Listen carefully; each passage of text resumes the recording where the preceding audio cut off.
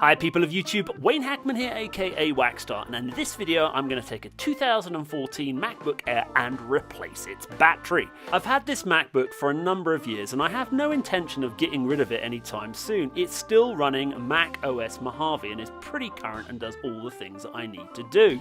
But not so long ago my battery started to go from that 6-7 hour lifespan that I used to enjoy to, less than 2 hours. So I thought to myself, well, I'll go on Amazon, buy myself a battery replacement kit, and this is the one, an iPro Power 5200 milliamp hour replacement battery. It cost me in the region of around £50, and in the box you get the battery and the tools that you need, plus a little pointless manual to replace the battery. So I'm going to show you how to do that now. Here is my MacBook, and of course, if you're anything like me, I never shut it down. Well, in this, I'm going to encourage you to shut down your MacBook and prepare it ready to receive the new battery. So obviously, you shut it down, and once the MacBook has shut itself down, disconnect the power and then get ready to do the repair. So flip the Mac over so you can see the underside, and you'll see that there are 10 metallic screws that will need to be undone. You'll have, in this particular pack, 2 different screwdrivers, both with these kind of pentalobe heads, but only one will fit. One is slightly bigger than the other. Once you've identified the right one, undo all of those screws, and a quick pro tip here is lay the screws out in the order that you've taken them out. Some people have magnetic mats, but that way it makes sure that the screws go back in the right hole because they're all slightly different. Once the screws are out, you can then remove the back cover. It might need a little nudging, and you can see the old battery, and this is the new battery, just checking it's the right size, overlaid the top. Just a little side note, you'll notice at the top the SSD, and you can actually remove that SSD and upgrade it. It's fairly easy to do. You can remove it with one screw.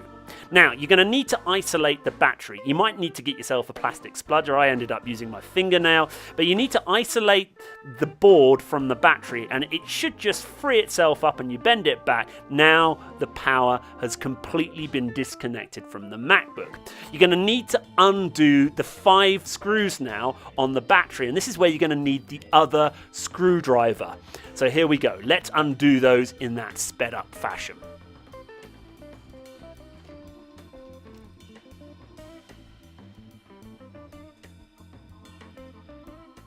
Now, I originally thought that there were 4 screws, and after a little bit of trying to bring the battery up, I just assumed that Apple had done their normal gluing the battery, and then I realized, like a complete and utter muppet, there was another screw right in the middle. So there are 5 screws that you need to undo, and it should just pop up, no trouble at all, and you'll be able to remove it.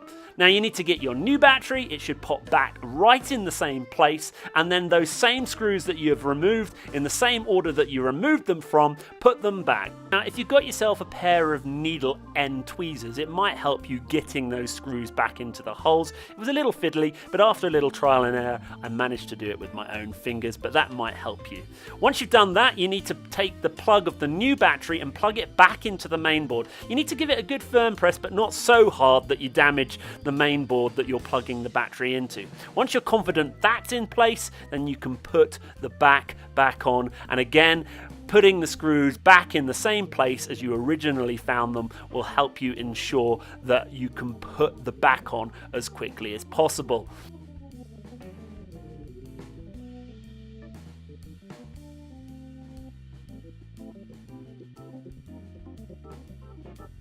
All in all, the repair took me less than 20 minutes, and obviously once you've put everything back together, a quick sure way to make sure that all is good is plugging in the power. The Mac power supply obviously gives you a charging indicator, and here you can see it went green because it was delivering power to the Mac, and then orange because it's now charging the new battery, suggesting that the replacement has gone well.